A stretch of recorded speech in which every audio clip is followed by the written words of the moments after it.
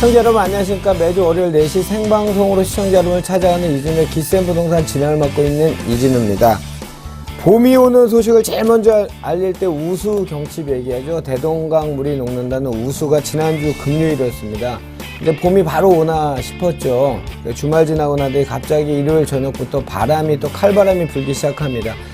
제가 늘 말씀드린 거 아시죠? 우리 시청자 여러분 이렇게 일교차가 심하고 날씨가 많이 바뀔 때 건강 말고 더 중요한 거 없습니다. 건강 꼭 유의하시고요. 건강하셔야 돈도 버시고 저희 프로그램도 오래 보실 거 아니겠습니까? 자, 이진우의 기센 부동산 2부로 나눠서 진행됩니다. 오늘은 서울형 도시재생 사업이라고 들어보셨죠? 서울형 도시재생 사업의 강력한 추진으로 다시 쓰는 투자 지도라는 그 서브 프로젝트 제목을 갖고서 전문가 모시고 이야기 나눠볼 거고요. 바로 이어지는 2부에서는 우리 시청자 여러분 좋아하시는 투자가치 높은 기센 매물까지 소개해 드리니까요. 채널 고정하시기 바라겠습니다. 자, 그러면 이준의 기센 부동산 1부와 함께 하실 두 분의 전문가 소개해 드리겠습니다. 요즘 뭐 저희 프로그램 뿐만 아니고 방송인이 다 되셨어요. 네. 그런 것 같습니다. 현장 활동도 많이 더 하셔야 됩니다. 네. 창조도시경제연구소 이재문 소장 나오셨고요. 주식회사 부동산 전문가 사업단 정병민 팀장 나왔습니다. 두 분 안녕하십니까? 네, 반갑습니다. 늘 시간이 부족한 분이니까 바로 시작하겠습니다. 오늘은 어떤 내용 갖고 이야기 나눠볼지 화면을 통해 먼저 확인해 보도록 하겠습니다. 오늘 이슈에서는 도시재생 사업이란 무엇인가, 서울형 도시재생 사업 선정 지역, 서울형 도시재생 사업 추진 목표와 방향, 그리고 강북권 도시재생 사업 투자에 대해 자세하게 알아보는 시간 갖도록 하겠습니다. 자, 이재문 선생님, 지난 2월 16일이죠. 서울시에서 서울형 도시재생 신규 지역 17군데를 추가로 선정하였습니다. 주된 지역은 어디이고 주요 개발 포커스는 이제 뭔지 먼저 설명을 해 주십시오. 네. 일단 뭐 도시재생 사업 하니까 큰 틀에서 조금 이제 부담스럽게 좀 다가오고 법률 용어라든지 우리가 평상시에 안 쓰는 용어들이 있기 때문에 좀 이렇게 쉽사리 접근이 안 되는 영역입니다. 저는 이제 그동안 이제 서울을 전체에서 이제 뉴타운이나 재건축을 중심으로 해서 이제 집중적으로 개발이 됐고요. 아직까지 이제 강남권에는 이렇게 집중적으로 재건축을 중심으로 개발이 되고 있는 반면에 뉴타운 지구 지정의 어떤 취소 어떤 지구 지정의 해제로 인해 갖고서 이제 강북권이 조금 주춤해진 그런 상황입니다. 이렇게 이제 주춤해진 강북권에 어떤 도시 재생 사업을 통해서 이제 다시 한번 활력을 주고자 하는 큰 틀에서의 이제 재생 사업이고 이제 기존의 패러다임의 변화라고 이제 말씀드릴 수 있겠습니다. 근데 이제 이번에 2월 16일 날 이제 2차로 발표된 17군데 개소는 주로 이제 도심권에서의 용산 전자상가하고 신영동이고요. 동북권에서는 마장동, 청량리, 안암동, 목동이고, 그 다음에 서남권으로 영등포, 경인로, 독산, 우시장, 그 다음에 이제 서북권으로는 천연동, 수색동 등이 있는데, 요번에 그 2차 발표 때의 어떤 특징은 이제 강남권이 하나도 포함되지 않았다는 점입니다. 따라서 이제 강남 4구의 그 어떠한 이런 부분들, 도시형, 서울형 재생 사업이 하나도 포함되지 않았다라는 건 어떤 재건축 사업이 그동안 많이 이루어졌고, 그 다음에 이제 위례도시라든지 이런 걸로 인해 갖고서 어느 정도 이제, 노후도는 조금 이제 극복되지 않았나, 이제 그런 판단에 의한 것이 아니었나, 이렇게 싶습니다. 2003년도였죠. 서울시장, 그때 당시 이명박 서울시장 시절에 네. 서울시 조례로 이제 뉴타운이라는 이름이 지정이 됐죠. 네. 그러니까 굉장히 뜻은 좋았죠. 포괄적 그 광의의 개념. 네. 이제 이렇게 해서 했는데 그것들이 이제 뭐 여러 가지 일들이 있었죠. 2007년, 8년 경제 위기, 11년도 그 유럽발 재정위기, 외생 변수가 너무 센 바람이 불다 보니까 해제를 굉장히 많이 했다는 거죠. 특히 강북 지역에 주로 집중이 됐었죠. 수익이 안 나오니까, 수지가 안 나오니까. 그러다 보니까 이제 서울시에서는 그런 광의의 개념, 헌집 다오 새집 줄게 이런 개념이 아니고 그러니까 쉽게 표현하면 있는 곳을 잘 정비해서 지원도 해주고 뭐 도로도 새로 정비해주고 할 테니까 있는 지역을 잘 개발해봐라 라는 게 도시재생 사업이죠? 예, 그렇죠. 이제 특히 이제 강북 지역의 뉴타운이라든지 이제 이런 지정에 의해서 어떠한 새로운 그 강남북의 어떤 격차를 줄이고 좀 더 이제 좀 근대화되고 인프라를 갖춘 도시로 만들자는 목적이었는데, 저기 앵커님께서도 말씀하셨듯이 이게 그 법률과 정비, 어떤 제도적인 정비를 한 것이 아니라 조례에 의해서 먼저 발표되고 나중에 법령이 정비되고, 그 다음에 이제 많은 지역이 어떠한 시행착오를 겪지 않은 데서 많은 지역이 성급하게 지정이 되면서부터 사실 표류했다라고 봐야 됩니다. 이제 그 표류를 하고 또 그런 그 기간이 2002년서부터 그러니까 한 15년 가까운 세월이 흘러가면서 실질적으로 현실화된 데는 은평이라든지 이런 그 뉴타운 시범지구밖에 없기 때문에요.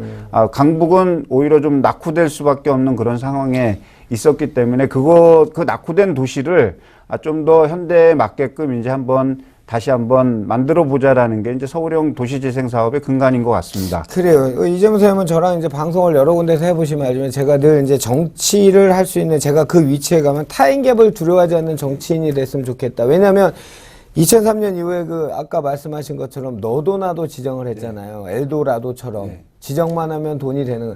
근데 그때는 여야 구분 없었어요. 그렇죠. 전 국민이 열광을 했고, 그러니까요. 뭐 그거는 뭐 누구의 잘못은 아니기 때문에 그거는 뭐 누구의 책임으로. 아무도 책임을 안 지고 책임지는 사람들은 현지인들만 고생을 한 거죠. 투자하신 분이나 투자하신 그런 분들의 분이나 이제 자금이 묶이거나 뭐 손해를 보거나 어떤 재건축이라든지 어떤 뉴타운 조성으로 인한 어떤 기대이익을 꿈꿨지만 어떤 그런 것이 현실화되지 않았기 때문에 벙어리 냉가슴 앓는 분도 아니 상당히 투자하는 많을 거라고 분이란 생각합니다. 거는 어차피 본인의 책임을 따르는 거니까 그렇다 치더라도 일단 원주민들이 권리 행사 예를 들면 지금 빈집 공실률 따질 때 빠지지 않는 게 강북에 있는 재개발 지역이라든지 그렇죠. 뉴타운 예전에 지정 지역들 이런 지금 그 어디죠?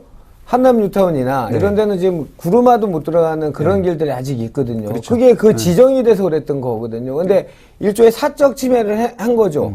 했는데 이제는 또 아까도 우리 잠깐 얘기했지만 뭐 여러 가지 또 규제가 물에 대한 규제로 인해 높이를 제한한다든지 뭐 이제 이런 규제들이 나오니까 살고 있는 사람들은 분동 터질 것 같아요. 어떻게 보세요? 그렇죠. 당연히 이제 건축 인허가가 규제가 당연히 들어가고 큰 틀에서의 어떤 재건축이 시작되기 때문에 단위 개발에서의 그거는 뭐 당연히 건축 규제가 들어갈 것이고 거기에 따르는 생활 침해를 수인할 수 있었던 것은 원주민이 수인할 수 있었던 부분은 결국에 이것이 개발이 되면 나한테 어떠한 재산적인 이익이 돌아올 것이다라는 그렇죠. 어떤 기대 심리가 있었다는 것 하나고요. 예. 근데 이제 또 막상 뉴타운 시범지구 왕십리라든지 이렇게 하다 보니까 원주민 재정 착률이 너무 떨어진다라는 거죠. 그러다 보니까는 오히려 이제 이 외부 사람들은 이주해 갖고서 들어오지만은 원주민 재정착률이 떨어지다 보니까 그분들에 의해서 형성됐던 구도심의 상권조차가 이제 무너지다 보니까 이제 젠트리피케이션 현상이 이제 벌어진 겁니다.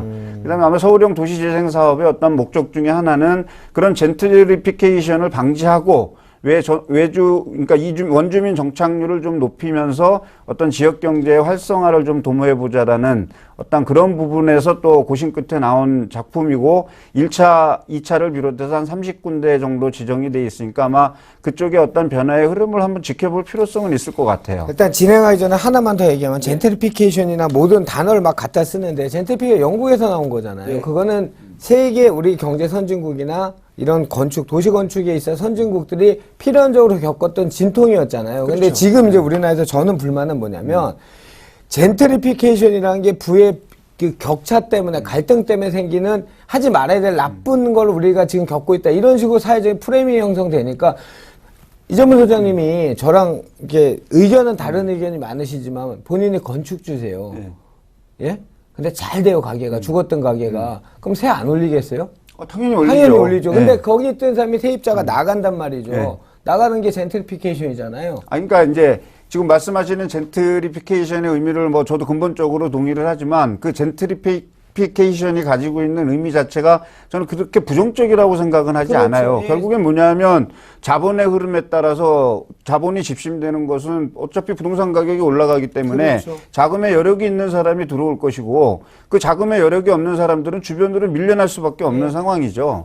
그 밀려나는 그런 상황에서 무방비적으로 내보낼 것이 아니고 어떻게 하면 그 지역에서 공존할 수 있는 어떤 그 포인트를 찾자라는 게 어떤 젠트리피케이션의 어떤 숨은 좀 본질적인 의미라고 생각을 하거든요. 결국에 그 사람들이 다시 들어오지 않으면 공동화를 막을 수 있는 방법은 없잖아요. 그러니까 굉장히 좋습니다. 일단 남은 게 많으니까 또 이따 중간중간 얘기하겠습니다.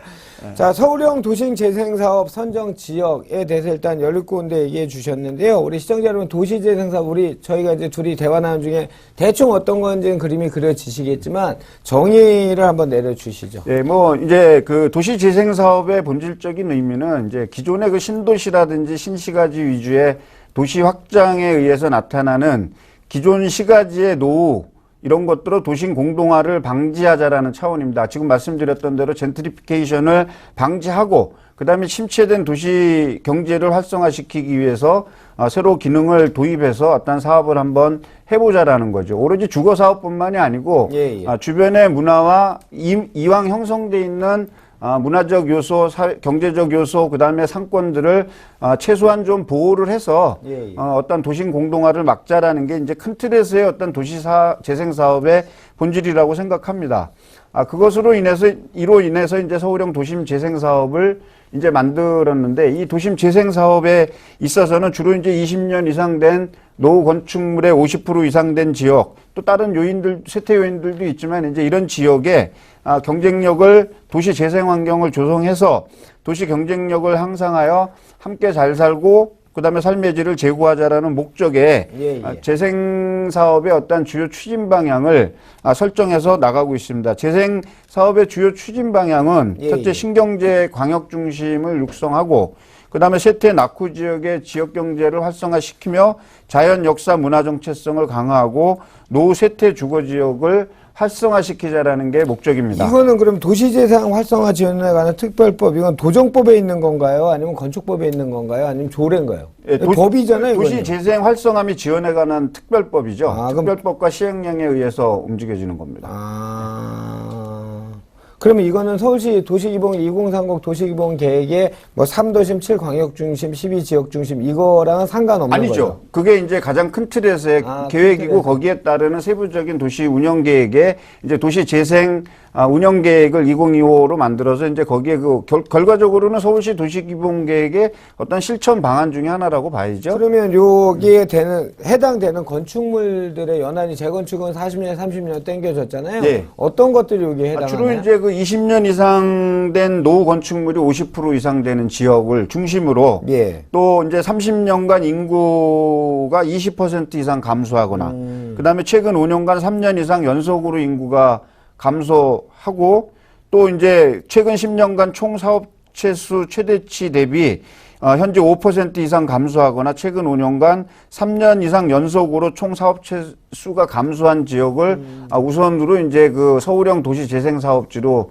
일단 선정을 하고 있습니다. 좋습니다. 그렇다면 서울형 도시 재생 사업의 추진 목표와 방향, 물론 이건 이제 법이나 또는 발표된 내용으로 중심으로 이제 얘기를 해주셔야 되겠지만 어떤 쪽으로 지금 방향을 잡고 있는 건가요? 이게 제일 제가 이제 패널로 나와서도 가장 말씀드리기 어려운 부분들이 바로 이런 그 제도적인 어떤 부분입니다. 말도 딱딱할 뿐더러 이제 좀 이해를 하기가 좀 쉽진 않은데 일단 이제 서울형 도시재생 사업의 어떤 구조는 크게 도시경제 기반형과 근린 재생 형태로 구분할 수 있습니다. 도시경제 기반형으로는 저이용 저개발 중심 지역으로 나뉘어져 있고요. 그다음에 이제 근린 재생 형태는 다시 중심지 시가형과 일반형이 있습니다. 이 중심지 시가형에는 다시 쇠퇴 낙후 지역, 산업 지역이 있고 역사문화 자원 특화 지역이 있고요. 그다음에 이제 일반형인 노후 주거 지역이 있습니다. 결국에 우리가 주택을 리모델링 한다라는 거는 이제 이 사업 구조를 놓고 봤을 때 일반형 노후 주거 지역에 이제 주로 이루어질 수 있다라고 보고요. 이제 도시경제 기반형은 이제 우리가 사실 도시권역, 그 다음에 강남권역, 그 다음에 사실 영등포 권역을 3대 권역으로 치지 않습니까? 근데 그 3대 권역 중에 이제 사실 영등포 지역이 가장 낙후돼 있죠. 물론 이제 사업의 진행 속도도 엄청 느리고 거기에서 생계를 유지하고 있는 소상공인들이 또 집중돼 있으면서 또 거대 건물들이 있고, 그러다 보니까 현재까지도 합일점을 찾지 못해서 이제 사업이 딜레이 되거나 아니면 또 이렇게 유지되고 있는데 이제 도시경제 기반형에서 저희형 개발 중심지 이쪽 중심지 이제 시가형으로 봤을 때는 이제 그런 지역을 좀 집중적으로 개발해서 상권이라든지 산업 지역을 좀 활성화시키겠다라는 그런 좀 의도가 있고요. 며칠 전에 발표된 게가 창동상계 일대를 동북부 그거 기사가 크게 났던데 이게 그럼 이런 일환도 도시경제 기반형이고 과거에도 이런 발표가 여러 번 있었죠. 여러 번 있었지만 사실 원활하게 또 추진도 안 되고 막 이제 이런 부분들이 계속 있었는데 마찬가지입니다. 청량리 역세권, 서울역 역세권, 용산 역세권, 그다음에 영동 마이스, 그다음에 창동 지금 말씀하셨던 기지, 그다음에 이제 이쪽 그 수색 일대, 그다음에 각 대학 학교 있는 뭐 연대, 예. 그다음에 뭐 신촌? 고대 이런 예. 신촌 이런 대학들에 하남. 있는 이런 지역들을 좀 더 활성화시키자라는 계획으로 보시면 될 것 같습니다. 그게 서울시 그게 이권이 다 달렸는데 그게 이렇게 계획으로 도시재생사업으로 니들 이렇게 할 테니까 거기 기존에 예를 들어 구도심이 이 리빌드나 아니 리모델링이 잘 안 되는 이유는 구도심은 집가는 높지만 나름 장사가 계속 잘 된다는 얘기죠. 그러니까 굳이 핵이 아닌 구도심 외곽 쪽에 장사 안 되는 사람들은 하기를 원하고 예를 들면 그걸 전체적으로 개발할 수 있을까요? 글쎄 이게 뭐 복합적으로 말씀드리지만 뉴타운에서도 불거졌듯이 이걸 동시에 개발을 한다 그러면 사실 또 문제가 있지 않겠습니까? 유타운 다를 바가 없죠. 예, 또 그러면 결국에 또 흐지부지 될 거니까 저는 제 생각에 성북이 됐든 아니면 창동이 됐든 어디가 됐든 어떤 시범적으로 일단 운영하고 좀 사업 추진의 속도를 한번 내볼 좀 필요성이 있을 것 같고 이거는 제가 봤을 때 이제 서울형 도시 재생 사업의 어떤 기본 골간 중에 하나가 뭐냐면 전면 철거 방식이 아니라 그렇죠. 사업이 진행되는 곳은 진행시키고 그거를 반대하는 곳은 또다시 어떤 그 쉽게 얘기해서 가로주택 정비 사업을 한다든지 주거환경 개선 사업을 한다든지 해갖고서 전반적으로 삶의 질과 어떤 지금 기존 생활 패턴의 어떠한 형태를 좀 유지하는 가운데 아주 낙후되고 이런 지역들 또는 아주 복합화를 시켜고 집중화를 시켜야 될 곳에는 또 고층화시켜야 되지 않겠습니까? 이런 것들을 좀 분리하면서도 어떤 시기적으로는 좀 이렇게 맞춰 나간다라는 그런 부분을 조금 이제 좀 중점적으로 보기 때문에 사업의 성취도가 조금 있지 않을까라는 좀 긍정적인 생각을 하고 있습니다. 좋습니다.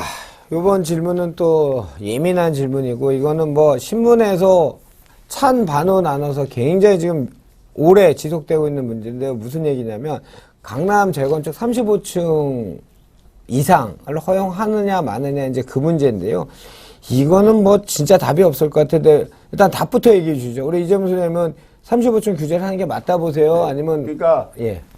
모법인 국토의 계획 및 이용에 관한 법률에서 합리적 타당성을 가지고 어떤 도시 전체를 도시 전체의 구조나 어떤 도시 전체의 흐름으로 인해서 이것이 변경의 필요성이 있다라는 사회적인 합의를 전제로 되지 않는다라면 저는 이제 35층 규제는 당분간 유지돼야 된다라는 쪽입니다. 왜요? 일단 형평성의 문제가 있고요. 어느 지역은 뭐 35층 이상 50층 규제가 된다.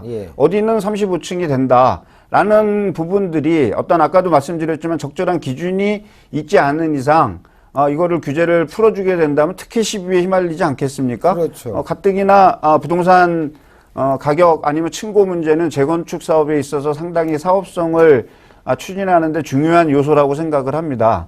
근데 그런 요소를 어느 지역은 되고 어느 지역은 안 된다라고 했을 때에는 그럼 다 규제라는 얘기예요? 아니지 다 규제가 아니라 한 목적적으로 변경할 수 있는 거는 상위법에서 벗겨준 다음에 조례 변경을 유도를 해야지 상위법에서 위임돼 있는 상황에서 조례를 일방적으로 바꿔갖고서 층고를 막 규제를 풀어주고 이런다는 거에 대한 제동은 좀 걸려야 된다라는 생각입니다.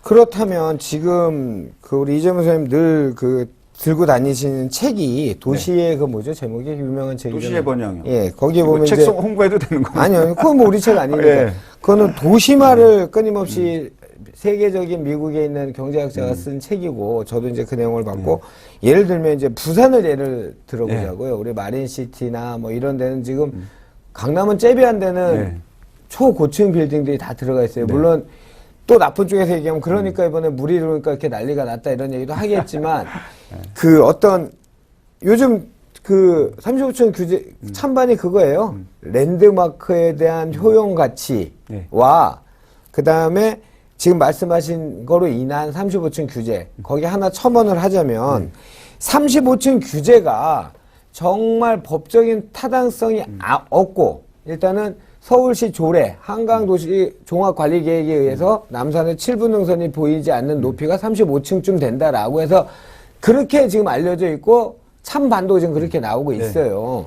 그러면 저 같은 경우에는 마천루나 랜드마크화가 맞다고 저는 생각을 하거든요. 예를 들어 두바이나 이런 사막을 갖고 스키장을 만드는 특히나 부존 자원이 전혀 없는 대한민국 같은 나라에서는 문화나 뭐 한류도 좋고 이런 형태의 모든 것들을 자꾸 자원화 번성화 시켜야 된다고 생각하는데 그런 쪽에서는 어떻게 보세요? 물론 이제 본질적으로 저도 50층, 뭐 60층, 70층이 짓고 우리 수도 서울에 마천루가 들어서야 된다라는 거는 본질적으로 동일합니다. 예. 동의를 하고 또 만약에 그런 마천루들이 집중적으로 들어설 수 있다 그러면 한국 경제가 그만큼 성장하고 한국의 부동산 가격이 많이 상승하고 또 국제적으로도 유입 단계가 있기 때문에 한국이 번영하는 하나의 그 징표라고 볼 수 있기 때문에 마천루의 등장은 저도 당연하지만 그런 그 높은 건물들은 한 번 져놓으면 50년에서 100년 이상은 허물 수 없는 거 아니겠습니까? 그렇죠. 그러다 보니까 종합적인 계획이 필요하다라는 거죠. 그때그때의 필요성에 의하기보다는 잠실, 특히 이제 강남 쪽에서 지금 그런 문제들이 좀 불거지지 않습니까? 이권이 크니까요. 또 아무래도 많은 분들이 강남 지역의 재건축에 관심을 가지고 있고 또 강남 지역에 부동산 투자를 한다라는 것은 곧 내가 부자가 될 수 있는 어떤 지름길이라는 어떤 그런 시각들도 가지고 있기 때문에 강남 재건축은 우리가 보면 대한민국에서 많은 분들이 지켜보는 어떤 핫플레이스 아니겠습니까? 그런 곳에서의 어떤 재건축의 어떤 규제 완화는 전국 시장의 가늠자가 될 수도 있다라는 얘기죠. 그렇죠. 그게 적절한 규제. 물론 이제 35층의 규제를 풀어야 된다라고 하시는 분들 중에 도대체 35층이라는 법적 규제가 뭐냐, 없지 않느냐. 라고 이제 그렇게 얘기하시는 분들도 많죠. 아마 제가 생각했을 때에는 35층이라는 그 규제가 생기게 된 거는 아마 잠실 저밀도 개발 당시에 뭐 반포라든지 잠실 1단지, 2단지 이런 그 개발을 할 당시에 그 당시에 어떤 여건에 맞춰서 한 35층 정도면 최적의 조건이 아니겠느냐라고 해서 이제 저는 아마 그렇게 추진이 됐다라고 생각을 합니다. 그거는 물론 이제 법정 용적률과 건폐율을 최대한 지키는 범위 내에서 이루어졌죠. 그렇지만 그 이후에 국회법에 의한 어떤 용적률과 이것이 어떤 상한에 대한 변화가 없지 않습니까?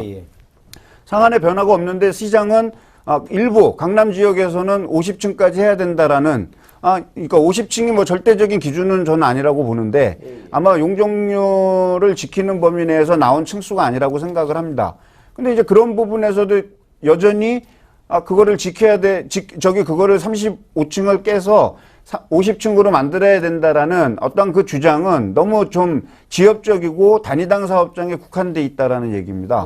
그거는 좀 규제를 풀더라도 좀 이렇게 회피를 해야 되는 사항이라는 생각이 강하죠. 본질로 다시 돌아가겠습니다. 좋습니다. 다시 강보로 가겠습니다. 이 강북이 이제 행정구역상 한수 이북을 얘기하는 거죠. 그 강북에 어쨌든 강북의 투자도가 우리 박원순 시장님이 이제 뭐 연임을 하시든 다시 하든 어쨌든 투자 지도나 또는 삶의 질 측면에서 분명히 이게 원활히 진행된다면 굉장히 많은 변화가 있을 것 같은데, 그럼 우리 시청자를 위해서 그 아까 얘기한 도시재생 사업 중에 지역 중에서 어디를 중심으로 정보를 좀 뭐 투자자가 됐든 실수요자가 됐든 어느 쪽으로 좀 집중하는 게 좋을까요? 일단 뭐 랜드마크적인 경향을 가지고 이 사업이 당장 이루어질지 아니면 조금 지연적인 시간을 필요로 한지는 모르지만 내가 투자 공부를 하는 상황에서 또는 틈새 시장을 찾아본다라는 그 의미에서 어떤 우리 그 서울시 도시기본계획상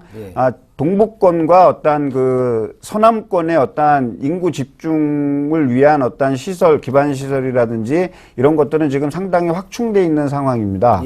그래서 아마 인구 유입에 따른 어떤 동기부여는 제가 충분히 됐다라고 보고요. 그런 상황에서 이번에 서울형 도시재생 사업지 중에 이제 하나가 드러난 곳이 이제 어디냐면은 영등포 경인로 거점의 경제 기반형 사업장이라고 볼 수 있죠. 어디쯤이죠, 이게? 그러니까 이제 영등포 백화점 뒤쪽으로 해갖고서 지금 그 공장들 많고 단위당 그 부분이 많은 데 있죠. 이제 그 일대 약 한 78만 제곱미터 정도 됩니다. 이제 그쪽과 그다음에 이제 중심지 시가형 중에서 이제 많이 그동안 시장에서 떠올랐다가 침체되고 떠올랐다가 침체되고 그러면서도 아파트는 주변에 꾸준하게 지어졌습니다. 근데 이제 강북을 바라볼 때는 굳이 아파트만 보기보다는 좀 복합적으로 좀 봤으면 하는 시각이거든요. 근생도 좀 보시고 어떠한 상가 투자 뭐 아니면 주택 이런 부분을 좀 복합적으로 봐야 된다라고 보는데 그런 쪽으로 이제 말씀드린다 그러면 대학가 주변에 어떤 신촌이라든지 고대 안암역 인근이라든지 그런 부분 그 다음에 이제 중심지 시가형으로 떠오르고 있는 용산 전자상가, 성동구 마장동 우시장 일대, 청량리 제기동 일대들을 좀 더 보신다라면 아마 서울의 지도가 조금 보이지 않을까 이렇게 생각을 합니다. 지금 뭐 특정 장소이지만 하지만 계속 나오고 이제 업이 되고 다 예. 바뀌고 있잖아요. 네. 그리고 또 거기 랜드마크 지금 거기 50몇 층짜리 올라갔잖아요, 예. 지금요. 그렇게 그런데 해서 또 그럼에도 불구하고 아직까지 우리가 바라보는 어떤 복합화는 조금 요원하다라는 시각이죠. 그렇죠. 예. 그 복합화를 만든다라는 게 어떤 재생 사업 중에 하나의 그 또 골격이라고 보거든요. 우리 시청자님들 헷갈리시죠? 예, 뭐 정리를 이재문 선생님이 동의하시든지 안 하시든지 제가 정리를 하면 실수요자이신 분들은 이제 굉장히 매수자 우위 시장에 올 수 있는 예를 들어 일시적 쏠림 현상이나 15년, 16년 입주 물량이나 분양 물량을 봤을 때 입주 쏠림 현상이 났을 때 이 지금 말씀하신 지역이 내가 살고 있는 지역에 중복 교집합이 되면 너무 다행이고요. 안 그렇다면 일단 내가 살 수 있는 삶의 질을 높일 수 있는 지역 이런 지역 위주로 실수요자는 들어가시면 될 것 같고요. 투자자 같은 경우에는 본인이 어떤 시장 참여자가 될 수 있다는 컨디션이 된다면 적극적으로 검토해보는 것도 나쁘지 않을 것 같은데 어떻게 동의합니다. 보세요? 당연히 동의하고요. 이제 실수요자 지금은 사실 뭐 잘 아시겠지만은 이것이 뭐 지금 투자자 시장이라고 보기에는 조금 시장의 불안정성이 있지 않습니까? 뭐 그거는 변수도 너무 예, 세고. 제가 봤을 때는 강북이나 뭐 강남이나 다 똑같다라고 보는데 그렇다면 지금 앵커님께서 말씀하셨듯이 지금이 실수요자 시장이라면 강북의 일부 뭐 아파트 뉴타운 지구로 들어섰던 아파트라든지 이런 곳에 내가 적은 자본으로 뭐 투자해 갖고서 살기에는 뭐 괜찮다라고 봅니다. 어떻게 우리 경제를 어떻게 보세요? 지금 올해 17년 지금 우리 이재명 선생님 환율 조작국을 가장 큰 이슈로 지금 몇 차례 얘기하셨거든요. 네. 4월이죠. 네. 환율 조작국으로 지정되면 금리 문제나 이제 통상의 문제가 굉장히 큰 파고가 올 것 같은데 뭐 아무도 예측 못 하겠죠. 근데 그거 포함해서 상반기 경제는 어떻게 보세요? 그러니까 상반기 경제는 뭐 크게 저지선이 있기 때문에 뭐 크게 나빠지거나 이제 뭐를 이렇게 갑작스러운 어떤 침하가 있거나 뭐 이럴 것이라고 보지는 않는데 이제 주요 이제 외생 변수 중에서 미국이 이제 금리 인상을 한번 하고 쉽게 얘기해서 그 다음에 이제 4월에 환율 조작국 문제를 가지고 한국 경제를 계속 때리는 상황이 유지가 되면 그러지 않아도 지금 트럼프가 뭐 지금 한국의 무역 구조를 자꾸 지금 얘기하고 있지 않습니까? 네. 반대로 생각하기엔 지금 중국의 약발이 안 먹히고 있다라는 얘기죠. 누구 하나는 좀 쥐고 흔들어야 되는데 그것이 전 우리가 안 됐으면 좋겠습니다. 근데 이제 그런 상황에서 미국이 기준금리를 인상하고 환율 문제를 계속 가지고 간다라면 일단 미국이 달러가 한국 원화가 자꾸 강세가를 띠게 되면 수출 시장에 지금 먹구름이 온다고 지금 얼마 시작되지도 않았는데 이제 그런 얘기가 나오다 보니까 그런 게 아마 복합적으로 작용한다면 상반기에 리스크가 저는 확대될 거라고 지금 보고 있습니다. 우리 이재명 선생님 얘기 좀 막 좀 답답해요. 어떨 때는요. 저도 좋은 얘기만 했으면 좋겠어요. 좋습니다. 마지막으로 뭐 시간이 벌써 지금 한 2, 3분 남았는데요. 우리 시청자 여러분께 오늘 주제가 이제 도시재생 사업에 관련된 강남북 뭐 또는 외생 변수 요거까지 나왔는데 끝으로 저희 시청자들께 전하고 싶은 말씀 있으면 전해 주십시오.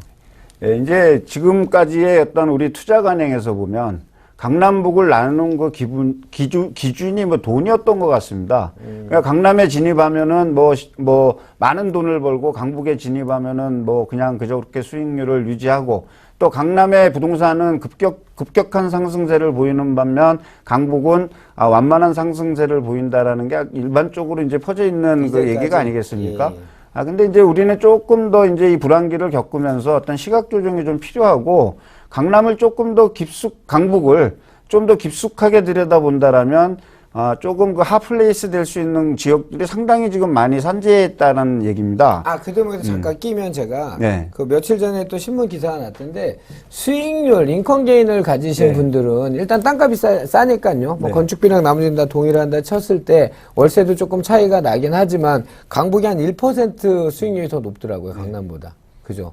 수익률이 아무래도 투자 금액 대비해서 그렇죠. 가는데 이제 강남은 일반적으로 비싸지만 뭐 임대료를 한정 없이 올릴 수 있는 상황은 아니기 때문에 당연히 수익률은 떨어지지만 상대적으로 이제 강북의 부동산 가격은 저조하기 때문에 장소를 잘 골라서 간다면 수익률은 당연히 제고될 것이라고 보고요. 그다음에 이제 또 다시 이어서 말씀드린다라면 제일 중요한 게 부동산은 입적지에 대한 분석을 좀 전제로 하셔야 될 것 같습니다. 강북은.